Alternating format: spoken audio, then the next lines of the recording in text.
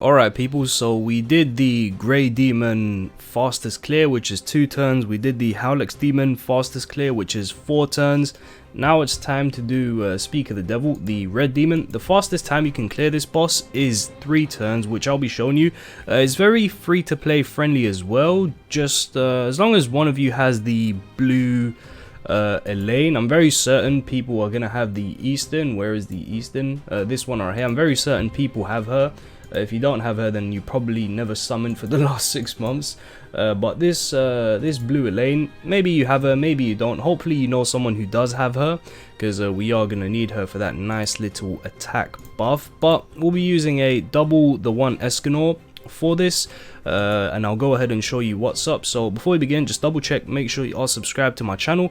Getting close to 22,000, hopefully you can help me reach that.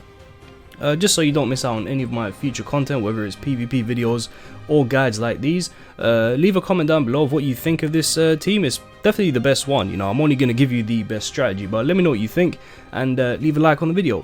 Let's begin. Alright guys, we are here with my free-to-play homie. Now, we're both going to use alt food for this. You don't need to, but it just cuts out a bit of RNG. That's all the food on these fast clearing raids do. It just, you know, speeds up the RNG, well, not speeds up, but you know, lessens the RNG. Like for Grey Demon, we use it to attack food, so was it attack or crit damage? Either way, just to reduce the risk that, you know, if we're not using that food, then we may need a bit more RNG. Same with the Howlex Demon, we just use the attack food just to lessen the RNG of maybe not drawing more attack cards. And for this, we use alt food, so we guarantee to get Escanor's ultimate for phase 3. What I'm gonna use is the one and Slater for DPS, and then I do have a lane for the buff. Obviously I need my costume materials, so Jenna is sub.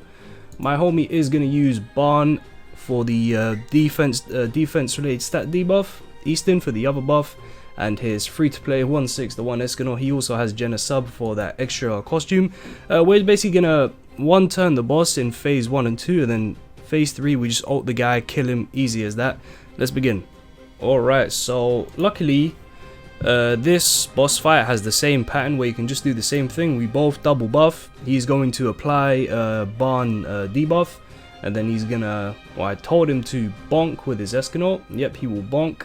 I'm going to follow up with this and this. This will be enough to kill the boss, hopefully, if his Escanor crits, because there is a bit of a crit RNG kind of shenanigans going on here. He does not crit, but luckily I am very strong, so I carry my free-to-play hobby. Obviously, I'm only kidding, but it's more than enough to kill the boss if you use those set of cards. Very, very easy. All you need is like just a half-decent Escanor. Like, it's really not much. And then, oof, I get almost worst case RNG. I basically did not draw. Well, I drew an Escanor card, but it's fine. Did he draw another Escanor card? Because one of us has to get ultimate. He did not. Alright, so now that I know he didn't draw the extra Escanor card, I'm going to rush my ultimate. We just need some crits from these, which he did get one. Okay, very good. Okay, very good. Applies a buff for me, a bigger buff, which I will certainly be grateful for. And then my bonk. Hey, just like that. Just need a little bit of RNG for that crit. That's why Merlin Link is very important. You really do need that Merlin Link. And in terms of Slater, I mean, I just use Slater because I just give him a triple crit damage set and he guarantees a crit, and it's like, you know, it's just happy days. We use our last buffs here. He's going to reduce the boss's defense for me so Escanor can crit, but my Escanor's 6/6, so you're just going to one-shot the guy. If your Escanor isn't 6/6, then just, you know, follow up with more attacks, you'll be just fine.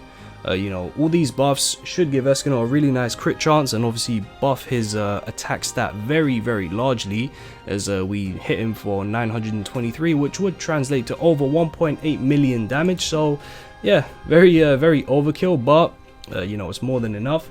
Like I said, if you're free to play, it's just Elaine. You know, Elaine is the one that enables all of this, because without that buff, you know, maybe if you have an extra damage dealer, sure.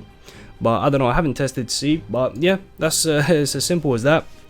Guaranteed 3 turns. The only bit of RNG in this is basically, you know, basically whether your Escanor's crit. Because as long as you're smart and you always save up that one card, you'll always get ultimate for phase 3. If you're not using the ult food, you're using a different kind of food, maybe the demon map food, so you get more materials, then you'll need a little bit of RNG. You might have to draw an extra Escanor card or whatever, but at the end of the day, we're just min-maxing here. The 3 turns, that's basically all it is. I hope you guys enjoyed this video. If you did, do smash that like button. Leave me a comment down below of what you thought, and I'll catch you guys later on today. Peace.